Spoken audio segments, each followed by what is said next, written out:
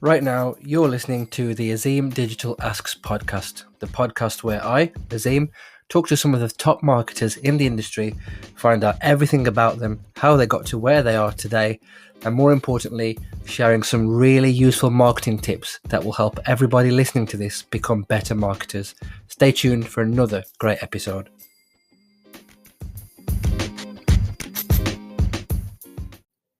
Hello and welcome back to another episode of the Azeem Digital Asks podcast. My guest today is the awesome Rebekah Dunne, who is a content executive at Jelly Bean Agency, which is based in the Black Country. And if you haven't already, you should definitely check out their homepage because it will immediately make you hungry. Rebekah, thank you very much for joining me. Hi, Azeem. It's really great to be here. How are you doing? I'm not doing too badly. My coffee's starting to wear off, so I need to get some more soon. But other than that, I'm all good. Hopefully this will be done in time for you to get a top up. So I'm really excited to learn a little bit more about you and you as a marketer and your background. But before we do that, I always do a random icebreaker, and today's one is a special one. So there's a zombie apocalypse coming and you can have 3 celebrities on your team to help you survive. Who are they and why have you chosen them? Yeah, this question really makes me laugh because there's sort of a running joke in my family about zombie apocalypses. So we were watching a Darren Brown program the once, and it was him trying to convince this poor guy that the world is being taken over by zombies. And I just sat there saying, if that happened to me, I'd just sit down and just wait to be eaten. I wouldn't even fight it. I'd be so scared. What I didn't know is that for Christmas, my mom had bought me a zombie apocalypse experience. So she was about a few seconds later on her phone trying to sell my ticket. And my sister went and I didn't because zombies terrify me. And she came back completely black and blue. They just completely attacked her, and because she was playing a zombie. People just obviously got too scared and took it all out on her. So Wow. yeah, so I'm glad I didn't go. But in a zombie apocalypse, I would, as I said, sit down and just wait to be eaten. So my 3 celebrities would be Miranda Hart, Lauren Graham, who played Lorelai Gilmore in Gilmore Girls, because at least I'd be entertained while I was waiting to die, and Sarah J. Maas, who's my favourite author, so at least I'd hear some good stories before I died as well. Solid choices. My answer definitely resonates with yours, the first part, because I firmly agree. If there was an apocalypse, I would just wait to be eaten. That is someone's plan for me upstairs, and I'm not going to interfere with it. Yeah, I think vampires, aliens I'd be able to deal with, but zombies just freak me out. I'll just let them eat me. Yeah, I would, if they understood like human speak, I would just say, look, make it quick. Yes. And that's it. Anyway, we digress. This is not a zombie Yeah. apocalypse podcast, although your family will probably enjoy that. Yes. This is about marketing. So tell me, Rebekah, when did you realize that marketing was going to be the career for you? I think really it wasn't until about a year ago. So I've been in the industry for 5 years and I've tried many, many different roles.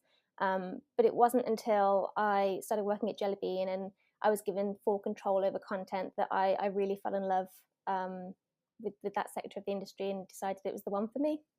Awesome. So, if you could go back to when you first began in the industry, armed with all of the knowledge that you've got now, what advice do you think that you'd give to yourself? It would definitely be to keep writing. I took a break. So I got into the industry writing content and I took a break to go off and do SEO and social media and PPC. And while it's really helped to hone my content writing skills, I look back and I just know I would have been so much happier if I'd have just been writing the entire time. So that would be the advice I'd give myself. Interesting. Hopefully, you're carrying on writing now. Yes. Good stuff. Can you share with the listeners then some of the things that you've learned from your working career? Yeah, I mean, I've learned a lot of sort of the technical side of things, but I think the thing that's really influenced me is when I learned that I had to have a group of people around me to cheer me on and to have a group of people that I could cheer on. It can be such a lonely place in this industry sometimes unless you have your tribe with you. So I think it's not technically SEO and it's not technically PPC, but it's definitely important. Completely agree. Speaking of cheering on, I imagine you've got plenty of people that inspire you. So, who does inspire you in the industry? Who's been a big inspiration for you? So many people. I think I think if I had to choose three, it would be Arija Boeli, who built the Women in Tech community. Any women out there that haven't joined the community, I really recommend they do, because it's a really safe place where no question is ever too dumb to ask, and people just really encourage each other, and it's a wonderful place to be. And Arij built that from the ground up, so she's a massive inspiration for me. The second person would actually be my boss, and I'm not saying that to get a promotion, but she really trusts me to have full control over the content that I write, and that's such a wonderful feeling, and it really instills confidence in myself to have someone trust me that much. And I think the final person would be Helen Pollitt, who I don't know if anyone saw my first ever speaking engagement at Brighton SEO, but I'll be the first to admit it didn't go well. And for a while, I was really scared to kind of get back on the stage, and I watched Helen speak, and she just seemed to really enjoy herself, and it spoke to me that I was maybe taking it all a little bit too seriously. So I started having a lot more fun with my presentations, and it really helped me come into my own. Good stuff. I think I've seen one of your presentations, which was entirely Gilmore Girls themed. Yes, that's one of my favourite ones. But full disclosure, I've never seen the program, so some of the references like went over my head. But the point I'm trying to make is it was still strong enough in its content for me to understand it. So you did a great job. Thank So, you. so you've obviously come on since then. Thank you. If you're going to watch it, I recommend starting from season 2. Season 1, it takes a little bit time for them to figure out what's going on. So season 2 onward, and you'll be hooked. I'll be honest, Oh, I go can on. put it onto my list, but I've got so many things to watch. It's just, I'll say yes, I'll put it on my list, and we could get to 2021 at this time, and I might not have got there yet. I have a very short window in the evenings of 1 hour to watch a Oh, program wow. before I start to fall asleep. That's fair. I mean, yeah, all you have to do is go onto my Twitter page, and you'll see pretty much all the Gilmore quotes that'll ever be included in the series. So you can just do it that way, and say you've watched it just by absorbing my quotes. Okay, noted. I'll definitely check that out. Let's talk a little bit about you at Jelly Bean then. What sort of challenges have you got now with your current role? How are you overcoming them?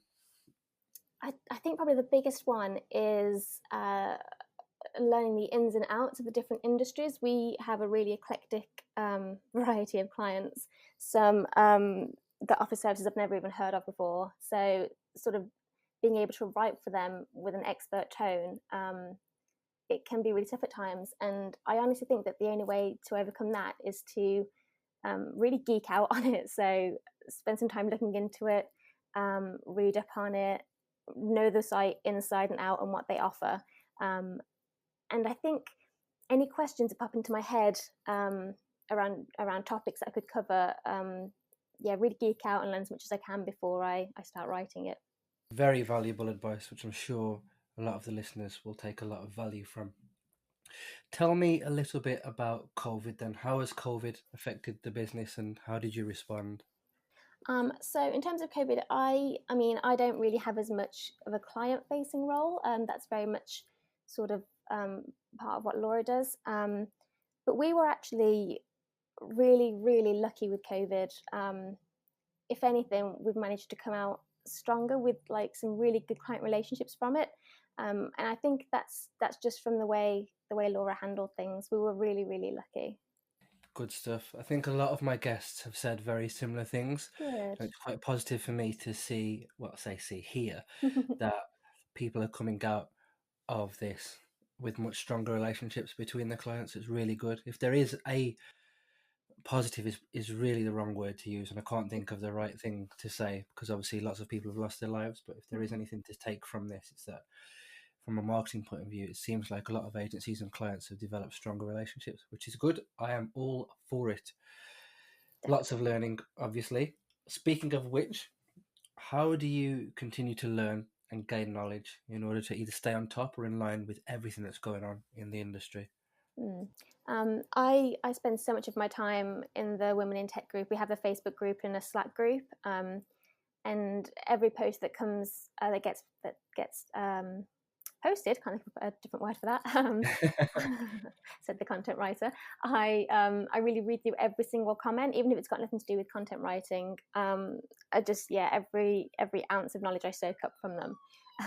And otherwise, I try to attend as many events as I can, and I also sign up to speak at events because that then pushes me to learn more so that I can deliver as well as possible. And then I read upon platforms like Search Engine Journal and the Moz blog and that kind of thing. Awesome. Really positive to hear. I should have mentioned earlier, but Arij is a very good friend of mine. She's great. And I can't believe, so from the first time that we met at Brighton SEO, two really nervous people who are going to speak, she's come from there to creating this community which everybody loves, which is incredible. She deserves it. Really happy An for her. award. Yeah. I agree completely. And if there are any fellow awards judge listening, hint, hint. It's such a shame because that is a really positive thing, and now I'm going to completely flip it on its head because we've had such a positive episode. But I wanted to talk to you about failure. I think it's really important for people to share their failures, and not a lot of it has been done in the industry, certainly what I've experienced. So, what would you say in the last 12 months has been the biggest failure for you, and why do you think that it happened? So my biggest failure, actually, I was working at an agency for a good 3 years, and then I left that agency to go in-house. And I had two jobs straight after that were just that really didn't go well for me. There was a lot of conflict, and it wasn't the right role for me. And they were both SEO roles, and I was really struggling. I'd lost my passion for it, and I didn't really know where to go. And that was when I started writing again. I think when you feel like you're as low as you can possibly be, you sort of cling on to things that really matter to you. And for me, that was writing. So I think definitely going down the SEO route, although I learned a lot, I wasn't passionate enough about it. So when I tried to make a career out of it, it didn't go the way I was hoping it would. Which is entirely fair. But if you look at where you are now, you've definitely turned a corner, certainly, I would say. Yeah. And I don't see it as a failure. I see it as an opportunity to get back onto the path I was meant to be on anyway. That's a really good way to put it. I'm secretly going to steal that now. You're more than welcome to it. Are you able to share some of the projects that you're working on right now then, Rebekah? I'm not sure about the projects, but I can share a little bit about the next presentation I'm planning. Go for it. So I really like the idea of holistic marketing. So my piece is all about how content marketers can support other digital departments and how other digital departments can support content for even better results across the board. It's based on the Friends theme.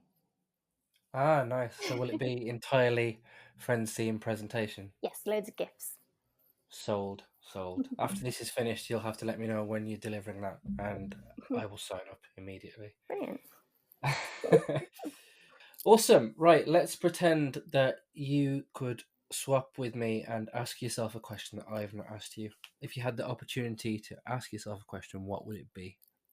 I would love to know how many cups of coffee I've drank today in true Gilmore Girls style. Go on then, if you could put a rough number on it. It's only 4. I've had to start limiting myself because I get the jitters. When you said only 4 immediately, I was concerned. Because 4 is a lot. Yeah, I make a massive pot in the morning and I drink it all, and it's normally 4, maybe 4.5, depending on how much I make. And then I sort of have to hydrate for the rest of the day. I was going to say, and surely with that much of a caffeine boost, you must be sleepy at like 7 p.m, surely. You'd think, but no. Maybe. I do tend to have a bit of a dip at 3 o'clock, so I always have a break around that time to go and rest, and then I sort of bolster myself back up and get back into it. Nice. My dip happens at about 10 a.m, but luckily a few chocolate hobnobs fixes that immediately. There you go. Just sharing random tips there. Speaking of tips, would you be able to share one marketing tip that you think will help the listeners to do their jobs a little bit better? Yeah, I think whether you're agency or in-house, I think you're always being pushed to get results, whether it's better rankings, more newsletter signups, or a higher return on investment. But I think the one piece of advice that I would give to absolutely anyone, regardless of their role, is to always take a people first approach, and Google will follow that. Love that. That's a great piece of advice. So we're almost coming to the end of the podcast, which is a shame. Really enjoyed talking to you and learning from you. I wanted to ask you, just before you go, when you need maximum productivity, what is your go-to song, artist, playlist if you listen to music? And if you don't, how do you get into that maximum productivity zone? Yeah, so if it's something that I need to be really energized for, Cher's my absolute go-to. If it comes to sort of data and analysis, and that sort of thing, there's just too much singing along and too much dancing. So I always head to country hits radio, just listen to what else is coming out. Massive country girl, massive any music before I was born girl. Not really into the modern stuff. I'm a little bit old, but still. Interesting. Now, we've got such a mix. If you listen to some of the other episodes, we've got such a mix. It's so interesting to see how diverse marketers' music choices, which is really interesting. I will, once this season is over, curate like a marketing playlist. Definitely. Be interesting to see how that goes down. Anyway, enough about me, Rebekah. Thank you very much for being a brilliant guest. Where can people find out more about you? How can they get in touch with you? Yeah, so I am on LinkedIn, but I spend most of my time on Twitter. So that's probably the best place to find me, at Rebekah Dunne.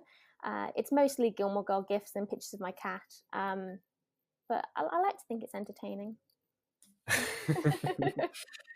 Good stuff. Well, as I mentioned, thank you very much for being a brilliant guest. Really enjoyed this episode, and I will let you have the last word on this episode. I'm going to shut up now.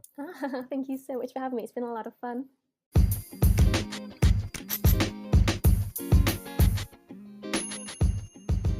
So that was another great episode in the bag. I'm really enjoying hearing from some brilliant people in this industry.